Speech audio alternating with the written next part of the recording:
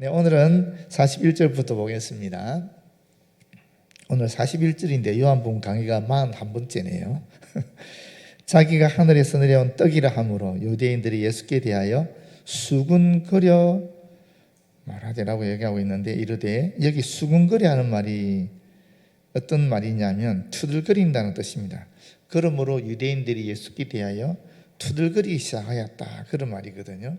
예수님께서 당신이 하늘에서 내려온 생명의 떡이라 그러니까 이제 이것이 받아들이기 어려운 거죠, 유대인들에게는. 그래서 이제 거부 반응을 보이고 있는 것입니다. 수근거리 하는 말이 재밌네요. 비둘기의 구구거림이나 꿀벌이의 붕붕거림과 같은 표현을 나타낼 때도 쓰인다는 말입니다. 다시 말하면 군중들이, 무리들이 마치 비둘기들이 구구거리듯이, 꿀벌들이 붕붕거리듯이 그렇게 여기저기서 수근거리며 술렁대기 시작한 그런 것을 그림처럼 묘사한 말이라고 볼 수 있겠습니다. 그런데 여기 수근거리하는 말에 배우의 의미가 있는데, 그게 뭐냐면 불순종이나 또는 하나님에 대한 불신앙에 근거를 둔 불평이라는 말입니다. 광야에서 이스라엘 백성들이 하나님께 그렇게 불신앙과 불순종하면서 불평했던 것처럼 지금 예수께서 당신이 생명의 떡이다, 하나님의 아들이다, 인류를 구원하기 위해서 땅에 오셨다 하는 것을 알려줬을 때에 그들은 똑같이 이와 같이 불평하고 수군거리기 시작했다라는 것입니다. 왜 그랬을까요? 용납이 안 되는 거죠. 이분들에게는, 유대인들에게는 도저히 용납이 안 되는 거예요. 지금까지 어떤 위대한 선지자들이 와서 하나님의 말씀을 가르치고 예언을 하고 그랬지만은 그 누구도, 그 어떤 위대한 선지자도 뭐 엘리야든 이사야든 무슨 뭐 모세든 그 누구도 내가 생명의 떡이다, 내가 하늘에서 내려왔다 뭐 이렇게 얘기한 존재는 없었거든요. 그러니까 받아들일 수가 없는 거죠. 또 사실 이거는 신성모독이잖아요. 뒤에 또 나오니까 그때 다시 설명하겠지만 이건 유대인들로서는 받아들일 수 없는 거예요. 하늘에서 내려왔다 이 말 자체가 도저히 받을 수 없는 겁니다.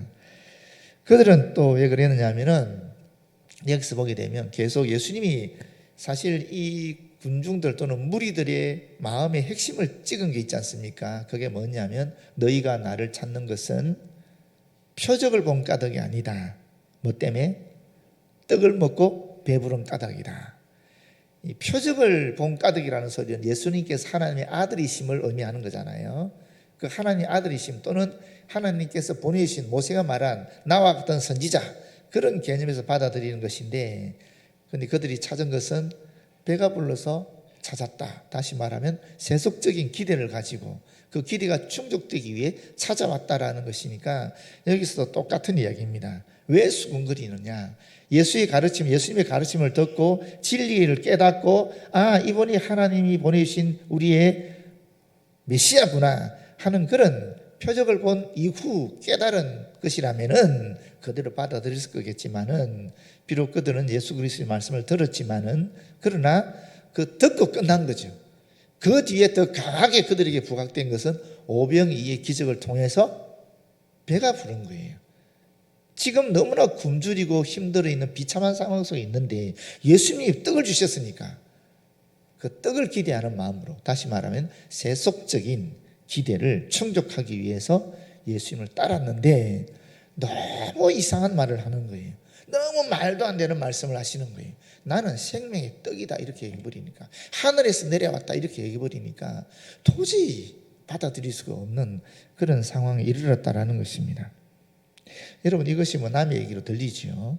사실 이스라엘 광야 생활을 통해서 이스라엘 백성들이 하는 것을 보면 참 이해 안 될 때가 많거든요. 어떻게 그렇게 하나님께서 구름 기둥 불 기둥 보여주시고 만나 매출하게 먹이시고 반석에서 물 터지게 하시고 막 수없는 기적들이 일상으로 일어나는데 어떻게 하나님을 믿지 않고 불순종하면서 불평하면서 그렇게 거부할 수 있을까?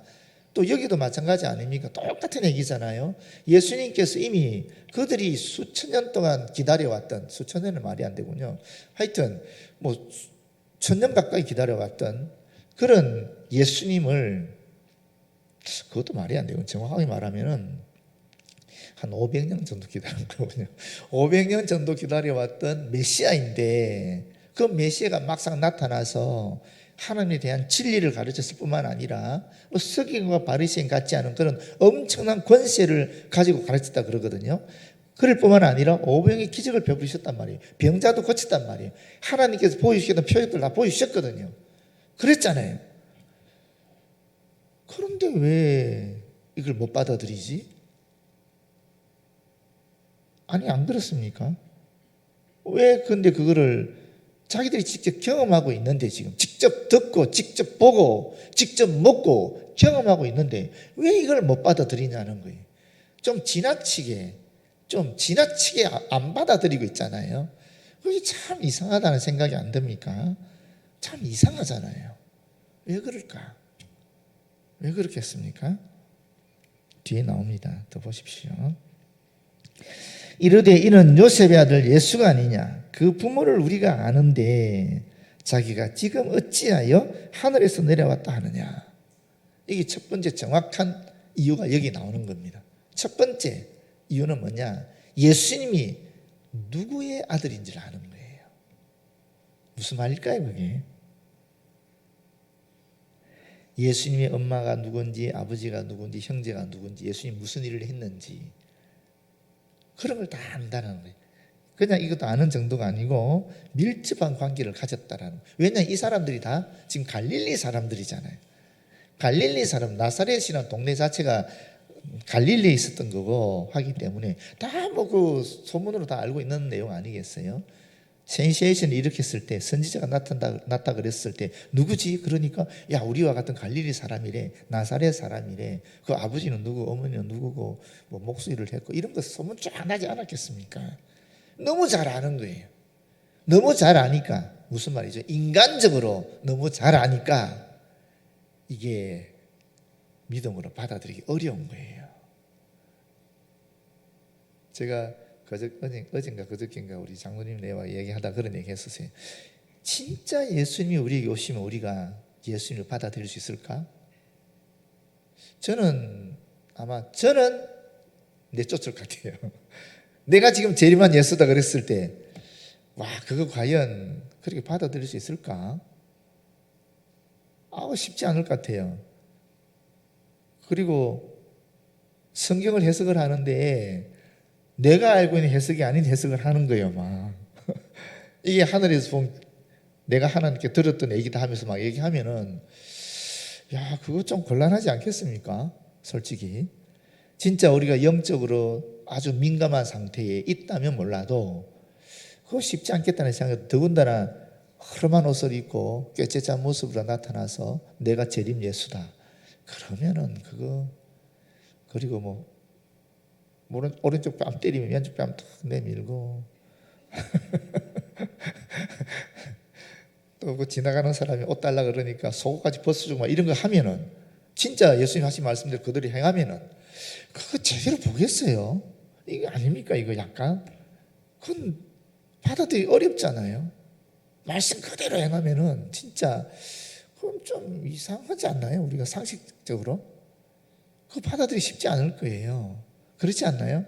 물론 이런 부분을 이용한 것이 신천지입니다. 신천지가 주장하는 그거거든요. 예수님이 꾀죄자 모습으로 볼품 없는 모습으로 그렇게 기록되어 있지 않느냐. 나를 봐라. 내가 키가 크니 잘생겼니? 내가 얼마나 볼품 없냐. 이러면서 얘기했거든요. 이만희는. 근데 진짜 우리도 진짜 예수님 오시더라도 그럴 수 있지 않을까 하는 그런 제 마음의 경각심이 있는 거죠. 그럼 물론 우리가 영적으로 계속 깨어져 있으면은 바로 알 수 있겠지만, 그럼 나도 모르게 지금 여기 젖어 있잖아요. 지금 내 삶에 내가 부는 성경의 해석, 또 내가 갖고 있는 이 교회 전통 이런 것이 젖어 있으니까 진짜 예수님이 딱 나타났을 경우에 그걸 쉽게 받아들일 수 있을까? 쉽지 않을 것이다. 우리에게도 우리가 알고 있는 선입관들이 있는 거거든요. 우리가 교회에서 배웠던 것들, 기본적인 질서들 이런 것들이 있는 거거든요. 그런데 예수님이 그가 다른 모습으로 나타난다 그런다면은 참 쉽지 않겠다 하는 생각을 하는 거죠. 물론 그렇게 나타나지 않겠지만 이분들의 상태에서 돌이켜보면 그럴 수도 있지 않을까 하는 생각도 있는 것이요. 여러분 좀 헷갈릴지는 모르겠지만 제가 드리고 싶은 말씀은 이거예요. 왜 그들이 그랬는가? 왜 예수께서 진리를 선포하고 선지자들이 예언했던 그대로 표적을 행했음에도 불구하고 예수께서 하나님의 아들이심을 받아들이지 못했는가? 너무 잘 아는 거예요. 인간적으로 너무 잘 아니까 이걸 받아들이기 어려운 거예요.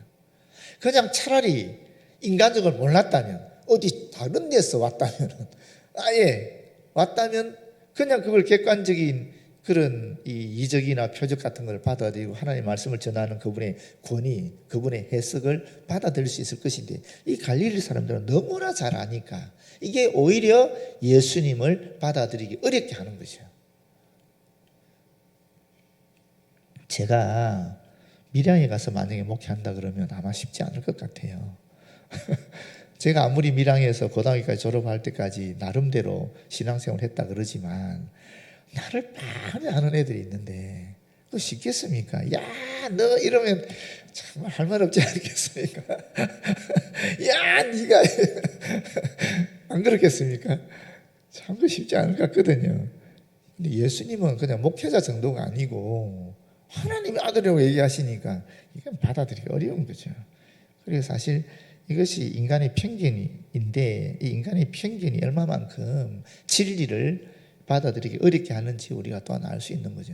눈앞에 직접 보고 직접 듣고 심지어 오후에 그 떡을 직접 먹었거든요. 제가 했음에도 불구하고 이게 인간이 갖고 있는 편견이라는 것이 그만큼 예수님을 받아들이기 어렵게 했다라는 겁니다. 두 번째 동기가 또 뒤에 나오는데 그 이유는 조금 뒤에 설명하겠습니다. 예수께서 대답하여 이르시되 너희는 서로 수군거리지 말라. 그런데 예수님이 약간 화가 나신 것 같아요. 우리말로는 전혀 표가 안 나지만 이것이 수군거리지 말라 하는 말이 강력한 금지입니다. 그냥 하지 마라 하는 정도 아니고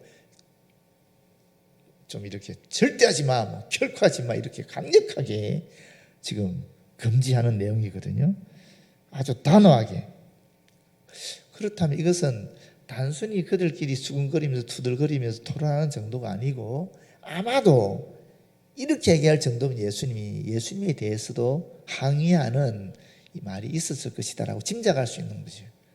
어떻게 인간이 하나님이 될 수 있느냐, 어떻게 당신이 하늘에서 내렸다 할 수 있느냐, 뭐 이런 얘기까지 거세게 항의했다라고 볼 수도 있는 겁니다. 나를 보내신 아버지께서 이끌지 아니하시면 아무도 내게 올 수 없으니 오는 그를 내가 마지막 날에 다시 살리리라. 여기 이끌다 하는 말이 있는데 이것은 잡아 끌다라는 뜻입니다. 그냥 이끌다는 말과 잡아 끌다만은 조금 의미가 다르지 않겠습니까? 이 잡아 끈다라는 말은 강요한다는 의미가 있는 거죠. 다시 말하면 저항할 수 없는 강한 힘으로 하나님께서 예수님에게로 끌어당기는 걸 얘기하는 겁니다. 제가 예전에 늘 재미있는 얘기 했죠. 우리가 아기를 보게 되면 우리도 모르게 고개가 돌아간다라고 얘기했잖아요. 그것이 갓 태어난 아기면 더 강하게 끌려가고 뭐 한 살만 넘어가도 덜 끌리거든요. 왜 그렇다 그랬죠? 아기가 사랑의 자, 몽기자, 사랑 덩어리니까 우리같이 이 세파에 젖은 사람들은 사랑이 부족해서 사랑의 기운이 딸리기 때문에 사랑의 기운이 충만한 아기한테 나도 모르게 이렇게 고개가 돌아가 버린다라는, 그게 끌려간다는 표현이거든요. 그런데 우리가 예수님께 끌려오는 것도 이와 같다라는 거예요. 하나님께서 우리에게 예수 그리스도 안에 충만한 그 사랑을 느끼도록 하시니까 우리가 그걸 저항할 수가 없는 겁니다. 그냥 애기한테 고개가 돌아가듯이 그냥 자연스럽게 피할 수 없는 방법으로 그렇게 끌려와 버렸다라는 거예요. 그게 바로 저와 여러분이라는 거죠. 지금 여기 예수님이 하시는 말씀은 그런 뜻입니다. 아버지의 뜻과 무관하게 예수께로 올 수 있는 사람은 하나도 없다는 말씀을 지금 구체적으로 하고 있는데, 오는 그를 내가 마지막 날에 다시 살리라, 이 말씀은 37절에 온 말씀을 다시 한 번 더 강조해서 하는 말입니다. 37절이 아버지께서 내게 주시는 자는 다 내게로 올 것이요 내게 오는 자는 내가 결코 내쫓지 아니하리라는 이 말씀을 한 번 더 이야기하면서 성부 하나님께서 구원의 주체가 되시고 구속사의 중심에 계신다 하는 것입니다. 우리 인간의 의지가 아니라는 거죠. 철저하게 하나님께서 모든 역사를, 구원의 역사를 주관하신다. 내 뜻이 아니라 아버지의 뜻에 의해서, 내 의지가 아니라 아버지 하나님의 의지에 의해서 우리가 예수님께 끌려가서 또 예수를 그리스도로 성령께서 감동시킴으로 믿게 하시고, 그리고 우리로 하여금 구원을 얻게 하셨다 하는 이런 하나님의 사랑, 하나님의 자비, 하나님의 은혜를 더욱 구체적으로 얘기하는 것입니다. 45절에 선지자의 글에 그들이 다 하나님의 가르치심을 받으리라 기록되었은즉, 이 선지자의 글은 이사야 54장 13절에 나오는 말입니다. 내 모든 자녀는 여호와의 교훈을 받을 것이니, 또는 현대인의 성경을 보게 되면 내가 직접 내 백성들을 가르칠 것이며 이렇게 되어 있는데, 이것처럼 아버지께 듣고 배운 사람마다 내게로 오느니라. 이것도 재밌어요. 듣는다 하는 말은 그 전에 들었다라는 과거형인데, 여기는 우리말에는 표현이 정확하게 되어 있지 않죠. 그렇지만 이 아버지께 들었다는 말은 사실은 성경을, 하나님의 말씀을 들었던 것을 얘기하는 겁니다. 그리고 예수님은 이 듣는 것이 충분하지 않는다라는 의미를 지금 갖고 얘기하시는 것 같아요. 우리가 듣는 것으로만은 충분하지 않다. 뭘 해야 되는가? 뒤에 나오잖아요. 배워야 된다라는 거죠. 듣고 배워야 된다라는 거예요. 그렇지 않습니까? 하나님께 주신 진리의 말씀이 성경을 통하여 들은 다음에 그것을, 내가 듣는 것을 거쳐서는 안 되고 다시 이걸 배워야 된다는 거예요. 배운다는 말이 무슨 말이에요, 여러분? 배운다는 말은 습득한다는 말이거든요. 제가 습득이라는 말이 무슨 말인가, 배운다는 말이 좀 찾아봤어요. 찾아보니까 이게 사실 익힌다라는 뜻이에요. 배운다는 것이. 그렇지 않습니까? 뭐 논어에도 나오죠. 배우고 익히면 또한 즐겁지 아니하는 하는 말이 있지만, 이 배운다, 학습이라는 개념이, 배우고 익힌다는 의미 자체는 사실 그걸 완전히 내 것으로 한다라는 거예요. 내 것으로. 어떻게 내 것으로 할 수 있습니까? 여러 번 경험해야 내 것이 되는 거예요. 내가 들은 것을 내가 계속 경험해 나가야 이게 낯설지 않은 내 것이 되는 거예요. 그게 익숙해진다는 의미잖아요. 그래서 여기서 듣고 배운다라는 것은 내가 들은 것을 계속 경험해서 그것을 내 것으로 만드는 것을 얘기하는 겁니다. 제가 종종 말씀드렸죠. 설교 말씀을 듣는 것으로 끝나서는 안 된다. 더 중요한 것은 뭐냐면 내가 들은 것을 집에 가서 한 번 더 반복해보라 그랬잖아요. 반복이 뭡니까? 하나님의 말씀을 놓고 다시 읽는 거예요. 읽으면 그때 하나님의 영이 나한테 개인적으로 다시는 영감이 있거든요. 그걸 내가 받아들이고 그 다음에 내가 내 삶에서 그거를 실천해보는, 하여튼 그 말씀에 순종해 보려고 애를 쓰는 것이 필요하다라고 말씀드렸잖아요. 그게 배우고 익히는, 듣고 배우는 그런 과정이라고 볼 수 있어요. 그런데 이 유대인들은 이게 없었던 겁니다. 왜 갈릴리 사람들이 예수님이 오지 않았느냐? 첫 번째는 편견, 인간적인 편견 때문에 그랬다. 너무나 친밀하게 아는 사이였기 때문에. 두 번째가 뭐냐? 듣기만 했지 자기들이 배우고 습득하지 못했다라는 거예요.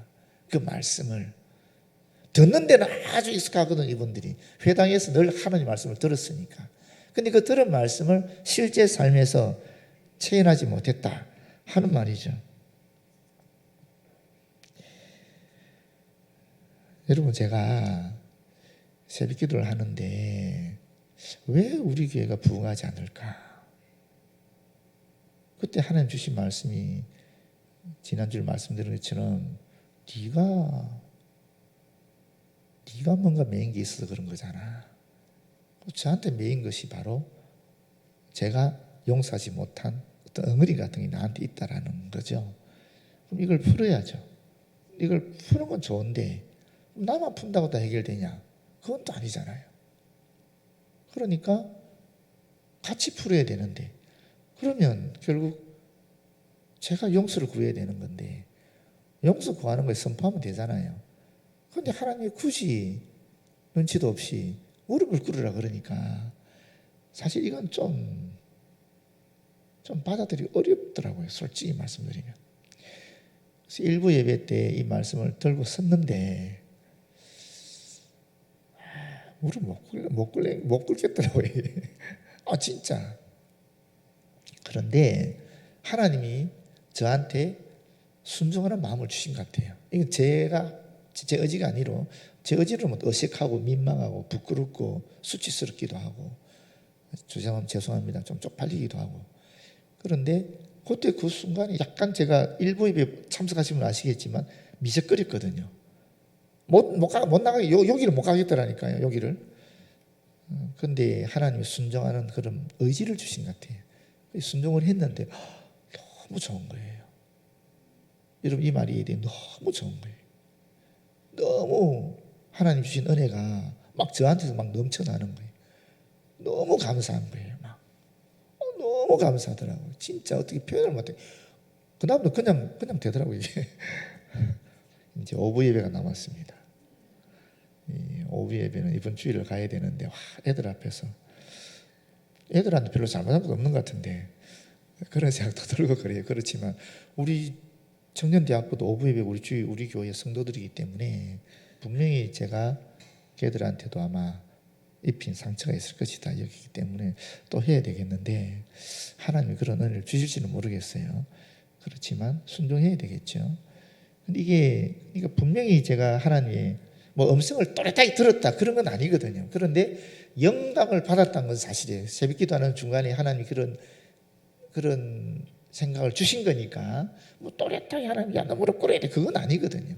그럼에도 불구하고 이건 분명히 하나님 나의 주신 영감이고 하나님 주신 이 뜻이다라고 여기서 순종했는데, 여러분도 어떻게 생각하면 은혜를 받으셨겠지만 가장 큰 은혜는 누가 받았겠어요?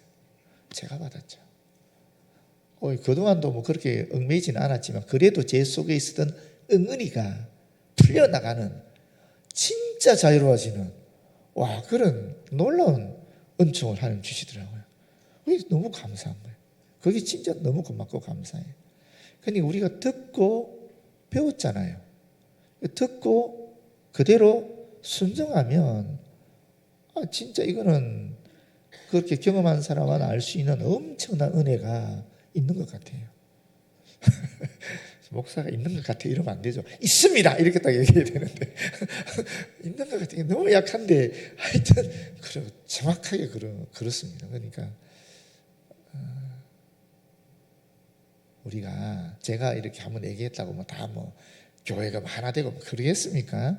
그런데 그래도 일단 이 주의 종이 주님 앞에 받은 것을 듣고 그들의 순종해서 우리가 은혜를 받았잖아요. 그 다음에 해야 할 게 뭐겠습니까? 여러분들이 하셔야 되는 거죠. 그렇지 않나요? 여러분들이 하셔야 되는 거예요. 여러분 부서에서, 여러분 가족, 여러분 목장에서 이제 해보시라니까. 해보시면 제가 받았던 그런 은혜를 여러분 누릴 것이고, 그러면 내가 속한 그 부서가, 내가 속한 우리 가족들이, 내가 속한 목장이 분명히 부흥할 거라는 거예요. 우리가 목장에서 기도하는 것, 우리 부서에서 기도하는 것, 우리 가족들이 기도하는 것이 분명히 응답될 거라는 거예요. 왜 그렇습니까? 하나님의 말씀이 그렇게 얘기하니까. 우리가 그 말씀을 믿고 듣고 이제 순종하니까 분명히 이루어질 거라는 겁니다. 그게 직접 하셔야 되는 거죠. 그러니까 오늘 목사님 참 은혜롭게 설교하셨네. 정말 우리 목사님 참 고맙네. 이렇게 얘기하시면 안 되고, 그게 직접 여러분들이 경험하셔야 되는 거죠. 그래 할 때 비로소 우리 교회 전체가 하나가 되는 거고, 그래 할 때 우리 교회가 공동으로 지금 주님 앞에 간구하고 있는 기도의 제목들이 주님 안에서 이루어지는 것 아니겠어요? 전 그게 굉장히 중요하다고 생각해요. 지금 유대인들이 받아들이지 못한 이유 중에 하나가 이와 같은 것. 듣기는 잘하는데 이게 실제로 배우는 과정을 거치지 않았다라는 거죠. 그러니까 그 위대한, 아니 세상에 얼마나 좋은 인류 역사를 통해서 가장 영광스러운 기회 아닙니까? 그들에게만 주어진. 우리가 얼마나 예수님 보기 원해요. 그들은 직접 봤거든요. 직접 듣고 직접 경험했거든요. 그런데 그렇게 하고도 그분을 못 받아들이는 거예요. 얼마나 안타깝습니까? 듣기만 했기 때문에 그렇다라는 거예요. 실제로 안 했으니까. 근데 우리도 잘못하면 똑같은 그런 실수를 할 수 있으니까. 우리는 그러지 말자라는 거죠. 46절 이는 아버지를 본 자가 있다는 것이 아님이라 오직 하나님에게서 온 자만 아버지를 보았느니라. 이 말씀은 조금 배경 설명이 필요해요. 무슨 말이냐면 아버지를 본 자가 있다는 것이 아니다라고 얘기하고 있잖아요. 그 당시에 이 요한복음 기록된 배경을 아시잖아요. 영지주의라고 하는 것들이 있어서 그 당시 그걸 신지학이라고도 합니다. 하나님을 연구하는 학문. 그 당시 철학적으로 다 유행했던 거거든요. 이걸 지금 우리식으로 더 쉽게 표현하면 신비주의라고도 이야기할 수 있습니다. 무슨 말이냐면 하나님을 우리가 알 수 있다라는 거예요. 어떻게? 직접적으로 볼 수 있고 직접적으로 경험할 수 있고 우리가 진짜 그 하나님과 신과 하나가 될 수 있다 하는 거예요. 그게 신비주의거든요. 그건 지금도 불교 신비주의, 이슬람 신비주의, 또 유교 신비주의, 샤머니즘 신비주의, 기독교 신비주의까지 다 이야기할 수 있는 영역이에요. 이 학문적으로 따지면 신비주의라는 것은. 그런데 신비주의의 특성은 그겁니다. 직접적으로 하나님과 하나가 된다라는, 소통한다라는 거예요. 그런데 이게 일면 맞는데 일면 다르거든요. 우리는 어떻게 하죠? 우리는 인간과 하나님 직접적으로 할 수 없다라고 얘기하죠. 우리 어떻게 합니까? 철저하게 예수 그리스도를 통하여 이렇게 얘기하잖아요. 예수님이 우리 중보자가 되신다라고 하거든요. 예수님이. 하나님은 인간이 직접 다가갈 수가 없어요. 그 위대한 모세도 예수님이 하나님을 직접 보지를 못했거든요. 그렇지 않습니까? 등점 봤지. 그때 모세가 왜 직접 못 봤어요? 보면 죽는 거예요. 하나님이 거룩한 분인데 우리는 인간은 죄인이라서 더러운 존재라서 직접 하나님을 대면해서 보면 죽을 수밖에 없는 존재인 거예요. 그래서 이사야도 환상 중에 하나님의 임재를 경험했는데 그때 내가 망했다, 나는 죽었다라고 막 애통해하거든요. 이사야 6장을 보게 되면. 왜냐하면 인간이 그런 존재니까. 그런데 우리가 하나님께 가까이 갈 수 있는 것을 예수님이 제공하셨거든요. 예수님 십자가의 죽으심으로 말미암아 성전 지성소의 휘장이, 성전과 지성 나누던 휘장이 찢어졌다는 그랬습니까? 그전에는 하나님과 직접 대면할 수 없었다라는 거예요. 그런데 이제 비로소 예수님 때문에 우리가 하나님과 직접적으로 대면할 수 있는 길이 열린 거예요. 그렇다 할지라도 여러분, 그렇다 할지라도 우리가 직접 하나님을 볼 수 있느냐? 그건 아니에요.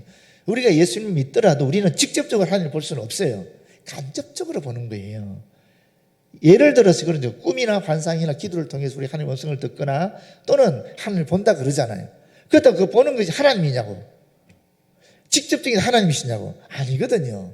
하나님이 아니에요. 어떤 경우에는 다른, 그러니까 내가 친밀한 모습으로 나타나기도 하고 우리 막내 애기들을 보니까 지가 좋아하는 모습으로 나타났대요. 그러니까 이게 하나님께서 우리에게 적응하신다는 이론이 있습니다. 그게 칼빈이 말한 적응 이론인데 하나님께서 우리에게 가장 친밀한 존재로 모습으로 다가서서 우리로 하여금 당신의 뜻을 알도록 한다라는 거예요.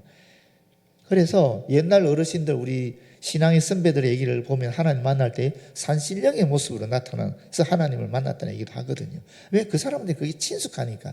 또는 어머니의 모습으로 나타날 때도 있고 아버지의 모습으로 나타날 때도 있고 또는 내가 존경하는 목사님 모습으로 나타나서 주님의 뜻을 전할 때도 있고 다양한 방식으로 우리에게 하나님의 음성을 들리시기도 하고 하나님의 모습을 보여주기도 하시는데 그게 직접적인 하나님의 모습이냐? 그건 아니라는 거예요. 간접적으로 나타나요. 그런데 그럼에도 불구하고 성령께서 내가 그 음성을 들을 때 이게 그분이 하는 말이 아니라 하나님의 음성이구나라고 깨닫게 하신다라는 거예요. 그렇지 않습니까? 우리 그렇잖아요. 또 내가 봤는데 또렷하지 않고 희미하게 보았다 할지라도 그것도 본 거는 본 거잖아요. 아니 희미하게 보지 않은 겁니까? 또렷하게 보았던 희미하게 보았던 본 거는 본 거거든요. 근데 봤는데 성령께서 내 마음에 조명해 주시기를 하나님이시야라고 알려주시는 거예요. 그래서 우리가 하나님의 음성이구나, 하나님이시구나 이렇게 우리가 느끼고 알아차리게 되는 거죠. 직접적으로 하나님 1대1로 우리는 절대 만날 수 없어요. 이건 예수를 통하지 않고는. 그럼 우리는 죽어는 존재니까. 그런데 하여튼 이 얘기를 지금 하고 있는 거죠. 하나님과 직접적으로 대면하고 하나님과 직접적으로 관계를 가진 분은 예수님밖에 없다라는 거예요. 그래서 요한이 이 말씀을 기록하고 있는 겁니다. 아버지를 본 자가 있다는 것이 아니다. 그 시대에 하도 봤다는 사람이 많으니까 그건 아니다라는 거예요. 예수님만이 하나님에게서 온 자만 아버지를 보았다. 이 보았다라는 것은 직접 눈으로 본 것도 되지만 경험했다, 관계를 갖고 있다, 뭐 이런 말도 다 되는 거죠. 그럼 뭐 우리 요한복음 1장 18절에 또 잘 나오지 않습니까? 본래 하나님을 본 사람이 없으되 아버지 품속에 있는 독식하신 하나님이 나타내셨다 하는 말씀과 같은 의미죠. 예수님만이 하나님과 관계를 맺으신 분이고, 예수님만이 하나님 직접적으로 보신 분이고, 예수님만이 하나님과 함께 하신 분이기 때문에 우리는 예수님을 제외하고는, 예수님을 통하지 않고는 직접적으로 하나님과 만날 수 없는 겁니다. 그래서 우리에게는 그 한계가 있다는 것을 우리가 인정하는 것이 우리의 겸손한 태도라고 여겨져요. 잘못하면 진짜 엉뚱한 데 빠져버려요. 내가 하나님 맞다, 내가 하나님의 음성을 들었다 그러면서 꼭 예수님과 같은 권위를 가지는 경우가 있거든요. 그건 절대 아니라고요. 하나님을 보신 분은 예수님만. 우리는 예수님을 통해서 하나님을 간접적으로 그분의 음성을 듣고 그분을 보고 그분의 뜻을 알아차릴 수밖에 없다. 그게 그런 신앙의 자세를 가지는 것이 우리한테는 바람직하다라고 여기십니다. 결론적으로 말씀드리면, 한번 생각해 보십시오. 우리 하나님의 음성을 들을 수도 있고, 하나님을 볼 수도 있고, 뭐를 통해서? 말씀을 통해서, 기도를 통해서, 설교를 통해서, 예배를 통해서, 찬양을 통해서, 또는 하나님이 창조하신 세계를 통해서도, 또는 돕는 천사들이, 주님께 보내주신 주의 종들, 또는 목자들이 내 주변에 있는 믿음의 사람들을 통해서도 하나님 뜻이나 음성을 들을 수 있거든요. 그렇잖아요. 근데 그건 전부 주관적인 거예요. 그렇지 않습니까? 그럼 뭔가 이게 진짜 하나님 뜻인가 아닌가 분별할 수 있는 뭔가 객관적인 기준이 있어야 되지 않겠습니까? 그게 바로 하나님의 말씀이라는 거예요. 아무리 내가 직접적으로 하나님의 음성을 또렷하게 들었다 할지라도, 예를 들어서 1997년 10월 27일 날 29일인가요? 그때 예수님이 오신다, 재림하신다. 그걸 정말 또렷하게 들은 거예요. 한 사람도 아니고 여러 명이 들은 거예요. 그렇다 할지라도 성경이 뭐라 그럽니까? 아버지 외에는 아무도 모른다. 그럼 그게 기준이 돼야 되는 거예요. 그게. 그래서 객관적 기준이 필요하다는, 우리는 너무나 약한 존재고 우리는 너무나 지식적으로도 한계가 있는 존재이기 때문에 우리의 경험이나 우리의 지식을 또 절대적 기준으로 삼을 수가 없는 겁니다. 그래서 우리가 경험하는 모든 걸 상대적으로 만들고 하나님 말씀을 절대적 기준으로 삼게 될 때 우리가 제대로 분별할 수 있는 거예요. 이게 진짜 하나님 말씀인지 아닌지. 그런 겸손한 자세가 우리에게 필요하다는 거죠. 그래야 정말 바른 건전한 신앙생활을 할 수 있으리라고 여겨집니다. 모쪼록 오늘 주신 말씀을 기억하면서 주님 앞에 겸손하게 또 말씀을 기준으로 해서 주님께 주시는 음성, 주님께 보여주시는 환상, 또 주님께 보여주시는 뜻들을 그렇게 분별하면서 그게 정확하게 하나님의 뜻이다 라고 할 때는 과감하게 또 순종하면서 나아가는 그런 저와 여러분 되었으면 참 좋겠습니다. 기도하겠습니다. 아버지 고맙고 감사합니다. 오늘도 귀한 말씀 함께 나누며 또 주님에 대해서 더 깊이 알아차리게 됩니다. 우리가 주님을 더 깊이 알아차린 만큼 우리의 삶에서 또한 순종하며 주님께 더 친밀하게 나아갈 수 있는 저희들 되어지도록 도와주시옵소서. 예수님 이름으로 기도드립니다. 아멘.